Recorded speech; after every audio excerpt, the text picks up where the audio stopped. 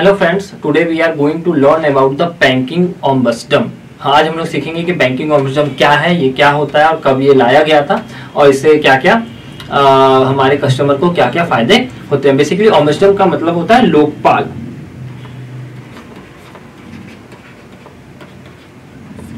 ठीक है, इसके अंदर जो हमारा लोकपाल, इसका काम होता है कि हमारे बैंक, ये बेसिकली काम करता है लोकपाल अपना मीडिएटर का। किसके बीच में? तो बैंक या फिर बैंक के बीच में और कस्टमर, कंज्यूमर।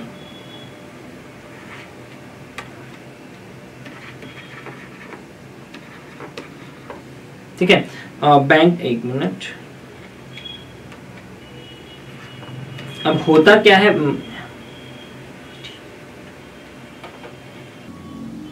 तो बेसिकली जो अपना मीडिएटर है बैंक के बीच में और कस्टमर के बीच में मीडिएटर का काम करता है कि अगर कस्टमर को कोई प्रॉब्लम है, कोई ग्रीवांस है, उसके कोई प्रॉब्लम्स अगर बैंक सॉल्व नहीं करता है, कोई भी क्वेरीज वगैरह है, ठीक है, तो कस्टमर जो है बैंक को बोलता है। ठीक है, बैंक अगर उस चीज को सॉल्व नहीं करता है तो कस्टमर फिर मीडिएटर को बोल सकता है, लोकपाल को बोल सकता है। लोकपाल जो है बैंक और कस्टमर के बीच में जो प्रॉब्लम है उसको रिजॉल्व करने का काम करता है।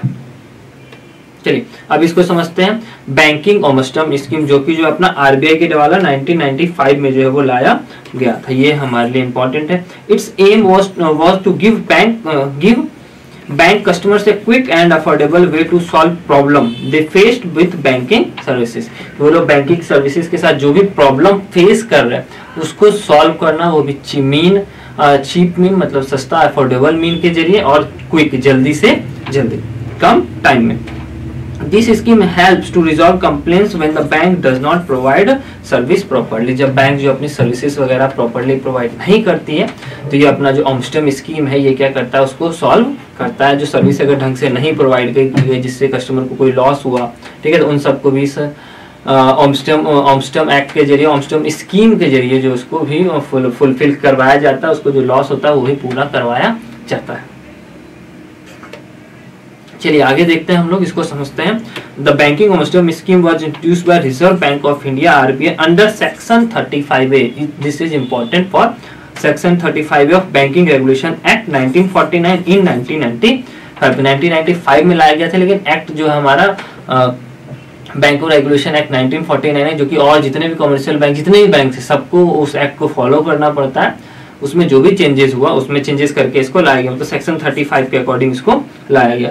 The scheme cover bank across banking sectors across public sector bank, private sector bank, foreign sector bank, cooperative और आरआरबीज, रूरल सेक्टर बैंक्स और अदर कॉर्पोरेट इवेंट्स। ठीक है, और जो मतलब बेसिकली फाइनेंशियल हमारे इंस्टीट्यूशन है उन सबको भी इसमें कवर किया गया। नेक्स्ट अगर हम बात करते हैं द लेटेस्ट अमेंडमेंट जो हुआ वो कब हुआ? जुलाई 1, 2017 को। This is also important for अस।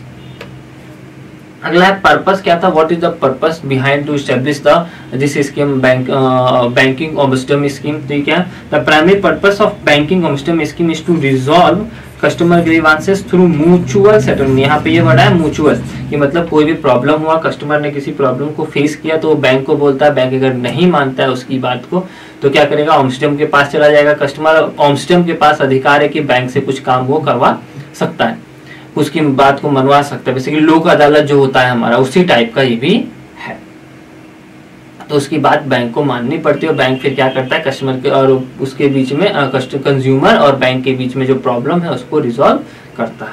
और क्या है, all expenses related to scheme are funded by RBI. जो आरबीआई के मतलब जितने भी ओम्बड्समन जो स्कीम है, अपना जो भी खर्चा होता है वो सब आरबीआई के द्वारा फुलफिल किया जाता है। नेक्स्ट है अपॉइंटमेंट एंड टर्म। तो अपॉइंटमेंट हमारा जनरल मैनेजर और चीफ जनरल मैनेजर, ठीक है, आरबीआई अपॉइंट करते हैं। ठीक है, RBI appoints general manager and CGM, chief general manager as ombudsman.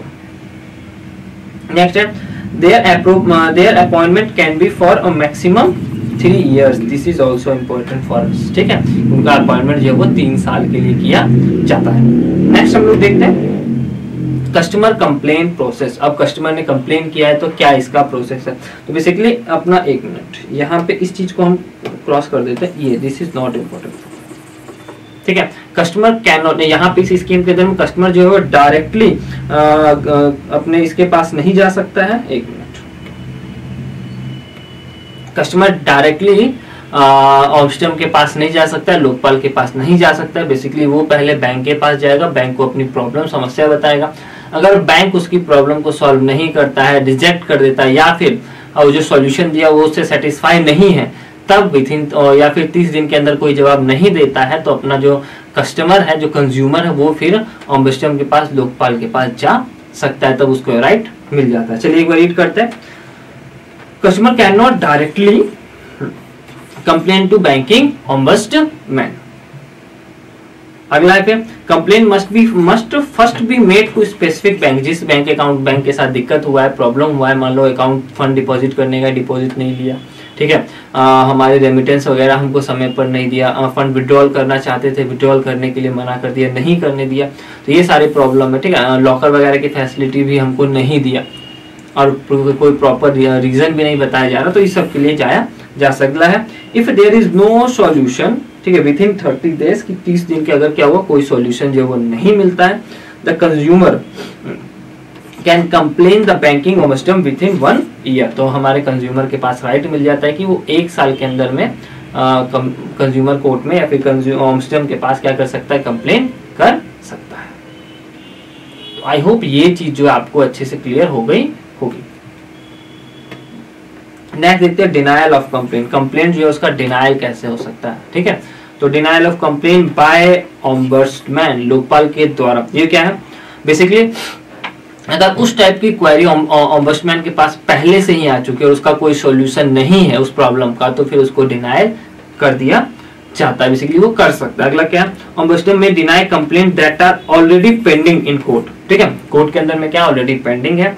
और if there is no substantial evidence, और उसने जो पर्सन है हमारा, वो जाके जो कंप्लेन कर रहा है उसके पास कोई सब्सटेंशियल एविडेंस नहीं है, पक्का प्रूफ नहीं है, तब फिर इसको भी क्या किया जा सकता है, इसको रिजेक्ट किया जा सकता है। डिनायल है, डिनायल किया जा सकता है। तो आई होप ये भी जो है आपको अच्छे से क्लियर हो गया होगा। नेक्स्ट हम लोग देखते हैं एक्सक्लेशन। अब एक्सक्लेशन कैसे करना है, if the customer is still not satisfied then they can forward the complaint to deputy governor of RBI। अगर जो हमारा लोकपाल है, लोकपाल के द्वारा अगर उसको जो सॉल्यूशन दिया गया उससे वो सेटिस्फाई नहीं होता है, तो हमारा जो कंज्यूमर है वो RBI के गवर्नर को कंप्लेन कर सकता है। अगर वो हमारे लोकपाल के आंसर से उसने जो न्याय किया उससे सेटिस्फाई नहीं होता है तो। चलिए आगे है अपना टाइप ऑफ कंप्लेंट कंसीडर, और कौन कौन से टाइप्स जो है इसके अंदर कौन कौन से टाइप के कंप्लेंट जो है इसके अंदर कंसीडर किए जाते हैं, इसके अंदर उनको माना जाता है। फर्स्ट है पहला कि कोई पेमेंट वगैरह, चेक की पेमेंट नहीं किया, मतलब बैंक अकाउंट में ट्रांसफर करना था, ट्रांसफर नहीं किया, कोई रेमिटेंस वगैरह नहीं किए, मतलब बैंकिंग में जो भी हम लोग सर्विसेज लेने जाते हैं वो सारे सर्विस टाइम पे नहीं किया, जिसकी वजह से हमें कोई लॉस हो गया या बहुत प्रॉब्लम फेस करनी पड़ी या कोई हमारा काम नहीं कर रहा है, तब इस जगह पर क्या किया जा सकता है, ओम्बड्समैन को कंप्लेन किया, ओम्बड्समैन, ठीक है, को कंप्लेन किया जा सकता है।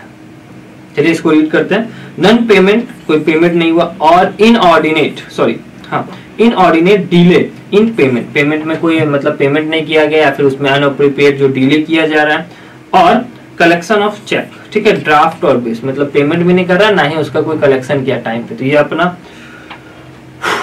इसके खिलाफ जो है जाया जा सकता है।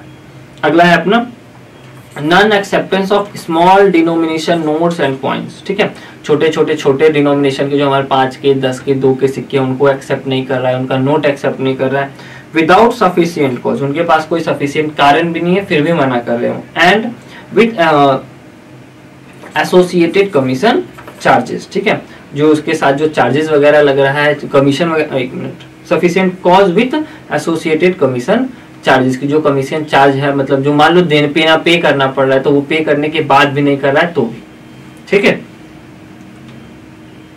नेक्स्ट अपना नो पेमेंट और delay in payment inward remittance, जो हमारे पास रेमिटेंस आया है, हमें किसी ने हमारे अकाउंट में सैलरी आया है, किसी का रेंट आया, किसी ने कुछ पैसा भेजा, ठीक है, कोई कमीशन मिला, कोई डिविडेंड वगैरह है, उसका पेमेंट हमको टाइम पर नहीं कर रहा है, उसमें डिले कर रहा है, तो इसके लिए भी जाया जा सकता है। नेक्स्ट है अपना फेलियर टू इशू और delay in issue of draft, हमने ड्राफ्ट वगैरह कोई जो है क्या किया, इशू किया, बैंक में जाके हम इशू करवा रहे हैं, उसको बोल रहे हैं तो वो इशू नहीं कर रहा है, 4 दिन से मतलब टाइम लगाया जा रहा है, बहुत टाइम डिले कर रहा है, नहीं कर रहा है, हमारा काम नहीं मान रहा है, ठीक है, पे ऑर्डर नहीं बना रहा है, बैंकर्स चेक वगैरह, चेक हम लोगों ने रिक्वेस्ट कर रखा है, चेक नहीं दे रहा है, अकाउंट ओपन नहीं कर रहा है, तो ये भी प्रॉब्लम्स है। तो इन सब के लेके भी क्या किया जा सकता है, ओम्बड्समैन के पास जाया जा सकता है, लोकपाल के पास जो है विजिट किया जा सकता है, उनको शिकायत की जा सकती है। चलिए अगला अपना non adherence to prescribed working hour, जो उनका प्रिस्क्राइब्ड वर्किंग आवर है बेसिकली बैंक का जो होता है 10 बजे से लेकर के,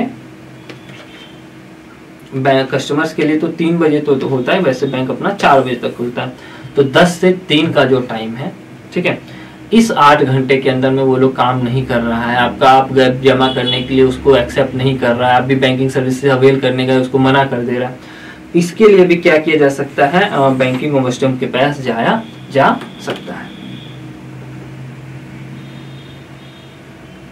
चलिए तो आई होप ये चारों पांचों जो टॉपिक अपना ये भी आपको अच्छे से क्लियर हो गया होगा। चलिए तो एक बार फटाफट कुछ टॉपिक जो हमें जो हमारे लिए इंपॉर्टेंट है उसको एक बार रिकॉल कर लेते हैं, देन फिर अपने टॉपिक को खत्म करते हैं।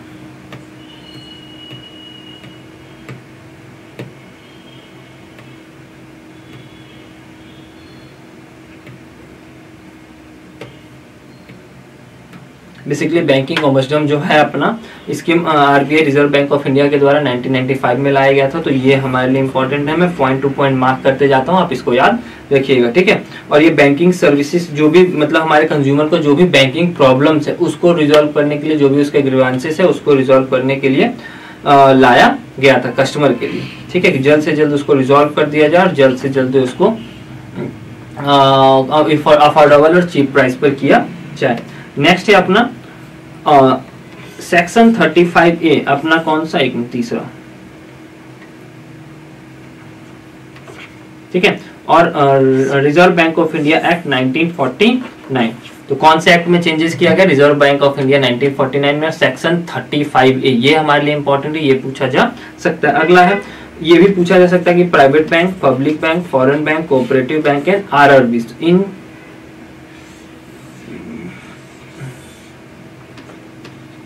ये पांचवा पॉइंट ये भी हमारे लिए इंपॉर्टेंट है कि हमारे पास लिस्ट आ जाएगा एग्जाम में और फिर पूछा जाएगा एमसीक्यू टाइम में कौन सा नहीं है या कौन सा है, तो प्राइवेट, पब्लिक, आरआरबी और कोऑपरेटिव बैंक्स। और नेक्स्ट अपना इसमें जो लेटेस्ट अमेंडमेंट हुआ है वो 2017 में हुआ है, जुलाई 1 को।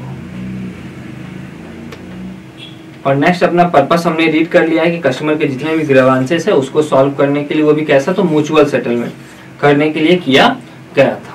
और नेक्स्ट अपना इसका आरबीआई, इसको अपॉइंटमेंट कौन करना है, तो जनरल मैनेजर को और चीफ जनरल मैनेजर को आरबीआई जो है Reserve Bank of India appoint करती, और बेसिकली उनका जो टेन्योर है, एक मिनट,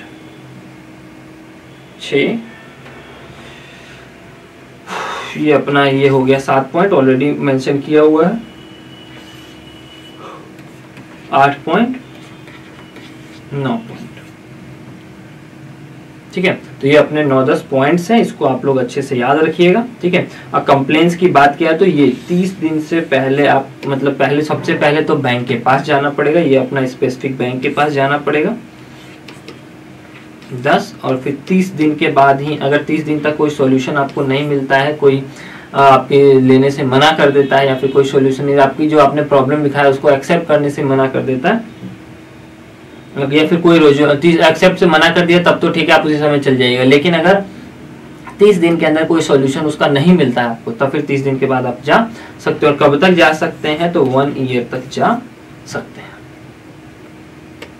चलिए, और डिनायल ऑफ कंप्लेंट की ओम्बड्समैन जो कब डिनायल कर सकती है, तो पहले ही कोर्ट में अगर उस टाइप का ऑलरेडी पड़ा हुआ है, ठीक है, केस पड़ा हुआ है, या फिर नॉन सब्सटेंशियल एविडेंस है, आप जो हमारा कंज्यूमर है उसके पास पक्का प्रूफ नहीं है कि बैंक का इसमें फ्रॉड है, चाहे बैंक कुछ गड़बड़ की है, तो भी वो हटाया, तभी भी जो इसका डिनायल किया जा सकता है, ठीक है, जो ओम्बड्समैन है इसका डिनायल कर सकता है।